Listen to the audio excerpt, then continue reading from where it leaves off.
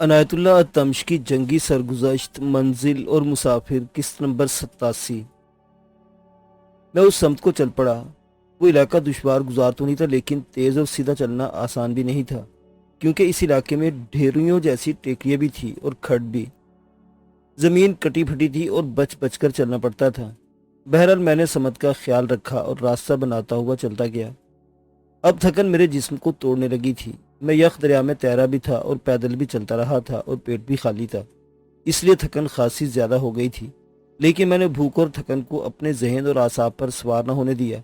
قوت ارادی کو بھی مضبوط رکھا۔ پیاس تو محسوس ہی نہیں ہو رہی تھی، کیونکہ جسم پانی سے نکل کر آیا تھا اور فضا میں نمی زیادہ تھی۔ ایک چھوٹے سے کھڈ سے بچنے کے لیے میں اس کے کنارے کنارے گزرنے لگا تو اس کے بالکل ساتھ ایک بڑا درخت تھا۔ مجھے اس درخت کے تنے کا سہارا لینا پڑا۔ میں نے ہاتھ تنے سے لگایا اور ادھر ادھر نہیں دیکھا۔ میں نے محسوس کیا کہ درخت کا تنا کھدرا نہیں جیسے ہر درخت کا ہوتا ہے، بلکہ یوں لگا جیسے میں نے کسی انسان کے جسم پر ہاتھ رکھ دیا ہو۔ انسان کا جسم بھی تو اتنا نرم نہیں ہوتا۔ میں نے ادھر دیکھا تو کوئی چیز متحرک نظر آئی جس کا رنگ درخت جیسا ہی تھا۔ میں جمپ لگا کر 3-4 قدم آگے جا پڑا اور پیچھے دیکھا۔ میرا دل بڑی زور سے دھک دھک کرنے لگا۔ وہ ایک اژدہا تھا جو تنے کے ساتھ لپٹا اوپر جا رہا تھا۔ اس کی موٹائی بلا مبالغہ 8-9 انچ تھی، 10 انچ بھی ہو سکتی تھی۔ اس کا منہ ایک ٹہن تک پہنچ گیا تھا اور دم ابھی زمین سے ذرا اٹھی ہوئی تھی۔ اس سے اندازہ کرے کہ اس کی لمبائی کتنی تھی۔ میرا ہاتھ لگ جانے سے رک گیا تھا اور اس نے منہ نیچے لٹکا لیا تھا۔ میں نے وہاں سے بھاگنے ہی میں آفت سمجھی۔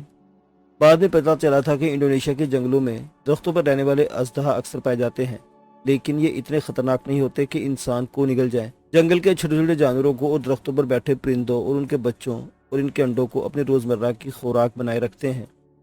میں وہاں سے تیزی سے چل پڑا جیسے میرے جسم میں نئی طاقت آ گئی ہو۔ مجھے وہ مکان نظر آنے لگے جو میں نے چٹان پر چڑھ کر دیکھے تھے۔ وہاں سے وہ یوں نظر آئے جیسے یہ ایک عام سے جھونپڑے ہوں، لیکن یہ جھونپڑے نہیں بلکہ اچھی قسم کے مکان تھے۔ ان میں سے کچھ ایک دوسرے سے ملے ہوئے تھے اور کچھ الگ الگ تھے۔ گھنا جنگل پیچھے رہ گیا تھا اور دریا تو 6-7 میل دور چلا گیا تھا۔ میں نے بڑا لمبا اور مشکل سفر طے کیا تھا۔ اب آگے درخت تو تھے لیکن دور دور تھے، اور مجھے پکا راستہ بھی نظر آ گیا جو اس بستی کی طرف جاتا تھا۔ اس چھوٹی سی بستی کے پس منظر میں مجھے ایک شہر نظر آنے لگا تھا، لیکن ابھی مکانوں کی منڈیریں ہی نظر آتی تھی۔ میں آگے بڑھتا گیا۔ یہ گھر مسلمانوں کے ہو سکتے تھے۔ سوچا کہ میں کسی گھر کے دروازے پر جا دستک دوں اور جب اپنا تعارف کراؤں گا تو وہ لوگ میرا پرتپاک استقبال کریں گے۔ ایک مکان دوسروں سے الگ اور میرے قریب تھا۔ میں اسی طرف چل پڑا۔ سورج مغرب کی طرف نیچے چلا گیا تھا۔ میں ابھی اس مکان سے کچھ دور ہی تھا کہ مکان کے پچھواڑے سے ایک جوان لڑکی سامنے آئی۔ اس نے میری طرف دیکھا۔ میں نے ہاتھ اوپر کر کے ہلایا تو وہ تیزی سے میری طرف آ گئی۔ میں رک گیا اور وہ تیز چلتی میرے سامنے آ رکی۔ اس کے ہونٹوں پر مسکراہٹ تھی۔ اس نے پاجامہ سا پہن رکھا تھا، اوپر فراق نما لمبی قمیض تھی اور اس نے سر پر سکارف باندھا ہوا تھا۔ لڑکی جوان تھی اور گورے رنگ کی تھی اور بڑی خوبصورت تھی۔ مسلم۔ میں نے سینے پر ہاتھ رکھا۔ انڈین آرمی، مسلم سما سما۔ مردی کا۔ لڑکی نے اپنے سینے پر ہاتھ رکھ کر کہا، مسلم سما سما۔ اس نے اپنے گھر کی طرف اشارہ کیا اور کچھ کہا جس کا مطلب یہ ہو سکتا تھا کہ آؤ میرے گھر چلو۔ میں اس کے ساتھ چل پڑا۔ Indian army? لڑکی نے مجھ سے پوچھا۔ میں نے بڑی خوشی سے اوپر نیچے سر ہلایا کہ ہاں میں انڈین آرمی سے ہوں۔ اب اس نے دونوں ہاتھ اپنے سینے پر رکھ کر پھر کہا، مسلم مردی کا۔ اس نے کچھ اور بھی کہا جو میں نہ سمجھ سکا۔ مکان چبوترے پر بنا ہوا تھا۔ چبوترے کی 4-5 سیڑھیاں تھیں اور باہر برآمدہ بھی تھا۔ میں لڑکی کے ساتھ سیڑھیاں چڑھ گیا اور لڑکی نے دروازہ کھولا۔ اس کے ساتھ اندر گیا تو یہ گھر بڑا ہی صاف ستھرا نظر آیا۔ ہر چیز قرینے سے رکھی ہوئی تھی۔ لڑکی نے مجھے کرسی پر بٹھایا اور دوڑتی ہوئی کمرے سے نکل گئی۔ وہ واپس آئی تو اس کے ساتھ ایک آدمی تھا جس کی عمر 50 سے زیادہ لگتی تھی۔ اس کا لباس خالصتاً انڈونیشی مسلمانوں جیسا تو نہ تھا، لیکن غیر مسلموں جیسا بھی نہیں تھا۔ اس آدمی نے اندر آ کر مجھے بازوؤں سے لے کر گلے لگا لیا اور اس نے بڑے پیار سے مجھے کرسی پر بٹھایا۔ وہ بار بار لفظ مسلم مردی کا اور مسلم سما سما کہتا تھا۔ میں یہ تو جانتا تھا کہ وہ انڈونیشی زبان بول رہا تھا۔ میں نے اشاروں میں سے بتایا کہ میں دریا تیر کر یہاں تک پہنچا ہوں۔ اس آدمی کے ساتھ بات کرتے ہوئے مجھے کچھ سہولت مل گئی۔ وہ کوئی لفظ انگریزی کا بھی استعمال کرتا تھا۔ پھر ایک عورت کمرے میں آئی جس کی عمر 50 سال سے کچھ کم ہی لگتی تھی۔ مجھے سمجھنے میں دیر نہ لگی کہ وہ اس آدمی کی بیوی اور اس لڑکی کی ماں تھی۔ اس نے بھی مجھے اپنے بازو میں لے کر میرا ماتھا پھر میرے گال چومے اور بٹھا دیا۔ میں نے اشارے سے انہیں بتایا کہ میں بہت بھوکا ہوں۔ یہ عورت تو جیسے تڑپ اٹھی ہو۔ اس نے اشارے سے کہا، ٹھہرو ابھی بندوبست کرتی ہوں۔ زیادہ وقت نہیں گزرا تھا کہ یہ عورت ایک ٹرے اٹھائے کمرے میں آئی اور ایک تپائی گھسیٹ کر میرے آگے کر دی اور ٹرے اس پر رکھ دی۔ یہ چائے تھی، اس کے ساتھ آملیٹ تھے اور مچھلی تو بے شمار تھی، ڈبل روٹی کے سلائس بھی تھے۔ میں تو محفل کے اور کھانے پینے کے آداب بھول ہی گیا اور ان چیزوں پر ہلہ بول دیا۔ جب میرا پیٹ بھر گیا تو میں شرمندگی سی محسوس کرنے لگا کہ یہ لوگ کیا کہیں گے کہ یہ جنگلی کہاں سے آ گیا ہے۔ اس کے بعد مجھے ایک پاجامہ اور قمیص اور تولیہ دیا اور بازو سے پکڑ کر مجھے اٹھایا اور غسل خانے میں چھوڑ آئی۔ میں بڑے اطمینان سے نہایا، صابن سے اپنا جسم پاک صاف کیا اور تولے سے جسم پونچھ کر کپڑے پہنے اور واپس اسی کمرے میں آ گیا۔ میں نے دیکھا اب اس کمرے میں کوئی بھی نہیں تھا۔ سورج غروب ہو گیا تھا اور کمرے میں ایک لالٹین جل رہی تھی۔ میں نے تنہائی سی محسوس کی اور کچھ دیر انتظار کیا کہ میرے میزبانوں میں سے کوئی نہ کوئی تو کمرے میں آئے گا، لیکن یوں معلوم ہونے لگا جیسے اس گھر میں کوئی رہتا ہی نہیں۔ میں نے سوچا خود ہی باہر نکل کر دیکھتا ہوں۔ پیٹ بھر چکا تھا اور میں نے غسل کر لیا تھا، اس سے میری طبیعت بحال ہو گئی تھی اور میں عجیب سی تازگی محسوس کر رہا تھا۔ میں نے بند دروازے کو ذرا سا دھکیلا تو دروازہ نہ کھلا، ذرا زور سے دھکیلا تو بھی نہ کھلا، تو مجھے پتہ چل گیا کہ دروازہ باہر سے بند ہے۔ کمرے کی ایک ہی کھڑکی تھی جس میں سلاخیں لگی ہوئی تھی۔ اس کمرے کے ساتھ دوسرا کمرہ تھا اور ان دونوں کمروں کے درمیان دروازہ تھا۔ میں نے وہ دروازہ کھولا۔ اس کمرے میں اندھیرا تھا۔ مجھے ویسے ہی کوئی وہم سا ہونے لگا۔ میں یہ تو محسوس کر ہی رہا تھا کہ انڈونیشی مسلمانوں کے اس گھر اس طرح نہیں ہوتے۔ میں نے لالٹین اٹھائی اور دوسرے کمرے میں چلا گیا۔ وہاں 3 چارپائیاں بچھی ہوئی تھیں اور ایک دیوار کے ساتھ کارنس تھی۔ کارنس پر کچھ چیزیں ڈیکوریشن کے انداز میں بڑے کرینے سے رکھی ہوئی تھیں۔ ایک جوان آدمی کا فوٹو بھی فریم میں لگا ہوا رکھا تھا اور درمیان میں بہت سی فریم لگی ہوئی حضرت عیسیٰ علیہ السلام کی پینٹنگ تھی، جس میں حضرت عیسیٰ علیہ السلام کو سلیب کے ساتھ لٹکایا ہوا دکھایا گیا تھا۔ مجھے یوں لگا جیسے کسی نے میرے پاؤں میں بیڑیاں اور ہاتھوں میں ہتکڑیاں ڈال دی ہوں۔ یہ لوگ مسلمان نہیں تھے اور ظاہر ولندیزی تھے۔ تب مجھے لڑکی کا چہرہ یاد آیا جو بہت ہی خوبصورت تھا، اور یہ خوبصورتی ولندیزی عورتوں کی ہو سکتی تھی۔ ایک دیوار کے ساتھ ایک بڑے سائز کی الماری رکھی ہوئی تھی۔ میں نے الماری کھولی، اس میں کپڑے اور ایسی ہی کچھ چیزیں رکھی ہوئی تھی، اور ایک خانے میں 3-4 کتابیں پڑی ہوئی تھی۔ میں نے ایک کتاب اٹھا کر دیکھی تو یہ بائبل تھی۔ اب تو کوئی شک نہ رہا کہ یہ لوگ مسلمان نہیں۔ الماری میں خانہ نیچے سے اوپر تک لمبوترا تھا۔ مجھے دیکھ کر بے حد خوشی ہوئی کہ اس میں ایک 2 نالی بندوق رکھی تھی اور الماری کے ساتھ کارتوسوں کی بیلٹ لٹک رہی تھی۔ میں نے بندوق اور بیلٹ وہاں سے نکال لی اور الماری بند کر دی۔ میں نے دماغ کو حاضر رکھا اور اللہ تبارک و تعالیٰ سے مدد مانگی۔ میں نے سوچا کہ یہ لوگ اچھے خاصے احمق ہیں۔ یہ تو میں سمجھ ہی گیا تھا کہ اس لڑکی نے مجھے دھوکہ دیا تھا، اور اب کمرہ اس لیے باہر سے بند کر دیا تھا کہ مجھے بند کر کے وہ آدمی پولیس کو اطلاع دینے چلا گیا ہے۔ لیکن جاہل آدمی نے یہ نہ سوچا کہ ساتھ والا کمرہ کھلا تھا اور اس میں بندوق اور کارتوس رکھے ہوئے ہیں۔ میں واپس اسی کمرے میں آیا اور لالٹن رکھ دی۔ اب مجھے تیزی سے سوچنا، اس سے زیادہ تیزی سے حرکت کرنی تھی۔ اب خیال یہ آیا کہ بندوق کے بٹ سے دروازہ توڑ دور بھاگ جاؤں۔ دوسرا خیال یہ آیا کہ دروازے پر دستک دوں اور گھر کا کوئی فرد آ جائے تو اس سے بندوق کی نالی پر پوچھوں کہ اپنی اصلیت بتاؤ کیا ہے۔ مجھے یہ صورت زیادہ اچھی لگی۔ میں نے دروازے پر زور سے ہاتھ مارا۔ تھوڑی دیر بعد دروازہ کھلا اور وہی لڑکی اندر آئی۔ وہ ہنستی ہوئی آئی تھی اور اس نے مجھے بازو میں لے لیا۔ میرے ہاتھ میں بندوق تھی۔ میں نے لڑکی کو ہلکا سا دھکا دے کر اپنے جسم سے الگ کیا اور بندوق کی بیرل یعنی نالیاں جھکا کر اس میں 2 کارتوس ڈالے اور نالیاں لاک کر دی۔ نالیاں لڑکی کے سینے سے لگا دی۔ لڑکی ذرا سی بھی نہ ڈری۔ اس نے بڑے اطمینان سے اپنے ہاتھ سے بندوق ایک طرف کر دی اور پھر میرے ساتھ بغل گیر ہو گئی اور میرا منہ چومنے لگی۔ میں نے اسے پھر دھکا دی اور کہا، ڈچ یو ڈچ۔ وہ اپنے سینے پر ہاتھ رکھ کر بار بار کہتی، مسلم می مسلم نو ڈچ، مردی کا مردی کا۔ میں اسے پوچھنا چاہتا تھا کہ تمہارا باپ اور تمہاری ماں کہاں ہے، لیکن زبان کی مجبوری تھی۔ بہت اشارے کیے لیکن اس لڑکی نے یہ حرکت کی کہ پاجامہ اتار دیا اور مجھے گناہ کی دعوت دینے لگی۔ سر پر سکارف نہیں تھا اور میں اس کے بال دیکھ رہا تھا جو بڑی کشش والے تھے۔ صحیح الفاظ میں تو یہ کہوں گا کہ بال اشتعال انگیز تھے۔ یہ میں پہلے آپ کو سنا چکا ہوں کہ ولندیزی عورتوں کا کردار اچھا نہیں تھا اور وہ راشن، شراب اور سگریٹ کے عوض اپنی عزت اور اپنا جسم پیش کر دیتی تھی، اور یہ ان کا کلچر بن گیا تھا۔ میں الفاظ میں بیان نہیں کر سکتا کہ میرے لیے کتنا سخت امتحان تھا۔ میں کوئی فرشتہ تو نہ تھا، آخر ایک دیہاتی اور فوجی تھا اور گھر سے نکلے ہوئے برسوں گزر گئے تھے۔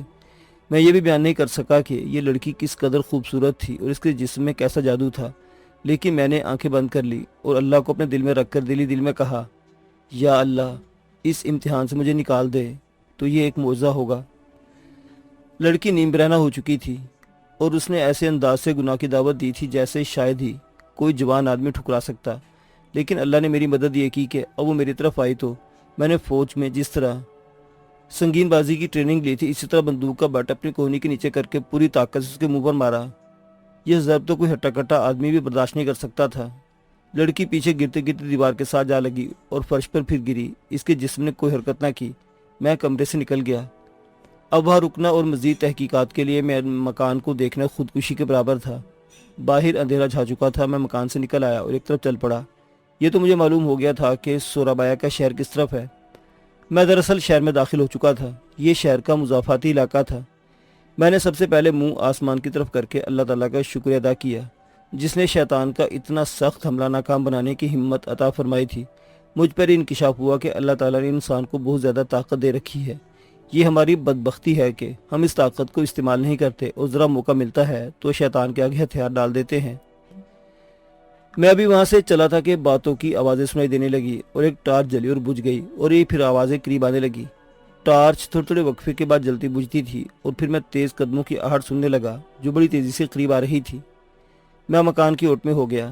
مکان کے پچھواڑے کی کھڑکی میں سے روشنی باہر جا رہی تھی۔ اس روشنی میں جب وہ لوگ آئے تو لڑکی کے باپ کو تو میں نے پہچان لیا کیونکہ اسے میں پہلے دیکھ چکا تھا، لیکن یہ اچھی طرح نہ دیکھ سکا کہ اس کے ساتھ دو آدمی کون تھے۔ کسی حد تک مجھے یقین ہوا کہ یہ ملٹری پولیس کے انگریز سارجنٹ تھے یا ایک آفیسر تھا اور دوسرا سارجنٹ تھا۔ البتہ یہ یقین تو تھا ہی کہ یہ فوجی تھے اور مجھے گرفتار کرنے آئے تھے۔ اس میں کوئی شک نہ تھا کہ یہ لڑکی کا باپ لایا تھا۔ مجھے اس سے اندازہ ہوا کہ چھاؤنی دور نہیں، لڑکی کا باپ ان فوجیوں کو 1 گھنٹے کے اندر اندر لے آیا تھا۔ میں ایسی پوزیشن میں تھا کہ یک بعد دیگرے دونوں کارتوس فائر کر کے ان تینوں کو مار سکتا تھا۔ کارتوسوں کے چھرے پھیل کر تینوں کو بڑی آسانی سے گرا لیتے، لیکن وہ موقع ایسا نہیں تھا کہ میں فائر کرتا۔ ان تینوں کو تو میں ختم کر دیتا، لیکن ایسی صورتحال پیدا ہو سکتی تھی جو میرے لیے بہت بڑا خطرہ بن جاتی۔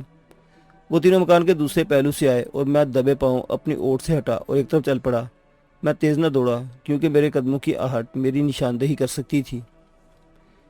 اس مکان سے کچھ دور آ کر میں تیز چلنے لگا اور پھر دوڑ پڑا۔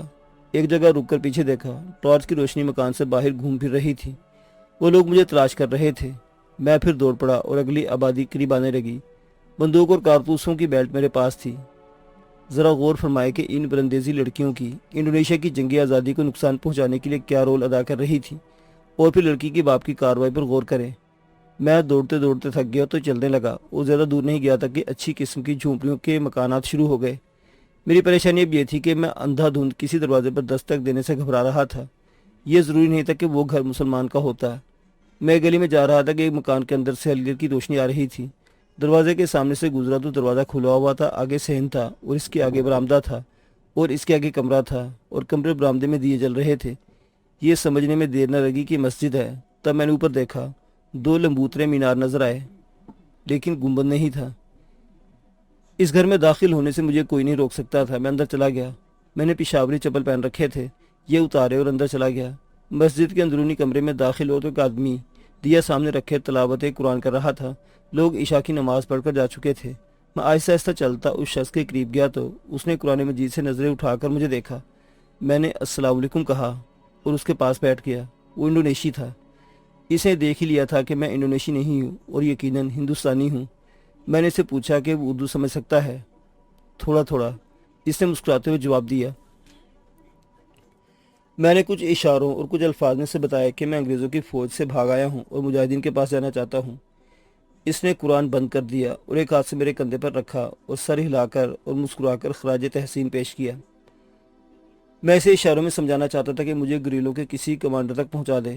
معلوم نے میری بات سمجھا یا نہیں، وہ اتنی بات تو سمجھ گیا تھا کہ میں اس کے پاس آیا ہوں اور یہ اب اس کا فرض ہے کہ مجھے اپنی پناہ میں لے لے۔ میرا خیال اسے کوئی حیرت نہیں تھی کہ ہندوستانی فوج کا ایک حوالدار ان کے پاس آ گیا ہے، کیونکہ اس وقت تک انڈین آرمی کے بہت سے مسلمان ان کے پاس پہنچ چکے تھے اور وہ صلیبیوں کے خلاف لڑ رہے تھے۔ اس نے قرآن مجید الماری میں رکھا اور پھر مجھے اٹھنے کا کہا اور دیا بجھا دیا۔ وہاں سے نکلے تو اس نے برآمدے کا دیا بھی بجھا دیا اور ہم مسجد سے نکل آئے۔ وہ مجھے مسجد کے قریب ہی چھوٹی چھوٹی گلیوں سے گھماتا پھراتا ایک بڑے مکان کے سامنے جا رکا اور دروازے پر دستک دی۔ دروازہ ایک عورت نے کھولا۔ عورت نے اور اس آدمی نے آپس میں کوئی بات کی اور پھر یہ آدمی مجھے لے کر اندر گیا اور مجھے ایک کمرے میں بٹھا دیا۔ 2-3 منٹ بعد ایک ادھیڑ عمر انڈونیشی کمرے میں آیا.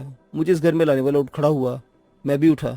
اس اپنی زبان میں میرا تعارف کرایا اور اس شخص نے میرے ساتھ ہاتھ ملایا. اس کے ساتھ بات کرتے ہی سہولت مل گئی کہ وہ ٹوٹی پھوٹی اردو بول سکتا تھا. میں نے اسے تفصیل سے سنایا کہ میں کس طرح اپنی یونٹ سے بھاگا ہوں اور کس طرح دریا میں کود کر اس علاقے تک پہنچا ہوں اور بلندیزیوں کے پھندے میں آ گیا تھا، لیکن اللہ نے مدد کی اور میں نکل آیا. اس ادھیڑ عمر انڈونیشی نے مجھ سے کچھ سوالات پوچھے. وہ شاید یہ معلوم کرنا چاہتا تھا کہ میں جاسوس تو نہیں. میں نے بندوق اور کارتوسوں کی بیلٹ اسے پیش کی جو اس نے مسکراتے مجھے لوٹا دی. اسے یقین ہو گیا تھا کہ میں جاسوس نہیں. وہ اٹھ کر اندر چلا گیا. 5-7 منٹ بعد واپس آیا. اس کے پیچھے ایک بڑا خوبصورت نوجوان بھی کمرے میں داخل ہوا. میں نے اسے بڑے غور سے دیکھا تو مجھے معلوم ہوا جیسے میں بیداری کے عالم میں نہیں. وہ نوجوان مسکرایا اور بازو پھیلا کر میری طرف آیا. تب میں اٹھ کر اس کی طرف بڑھا اور دوسرے لمحے ہم ایک دوسرے کے بازو میں تھے. وہ میرا ساتھی نوجوان حوالدار کلرک عاشق علی تھا جس کے متعلق رپورٹ دی گئی تھی کہ وہ لاپتہ ہو گیا ہے. معزز سامعین حضرات، عنایت اللہ التمش کی یہ جنگی سرگزشت ابھی جاری ہے.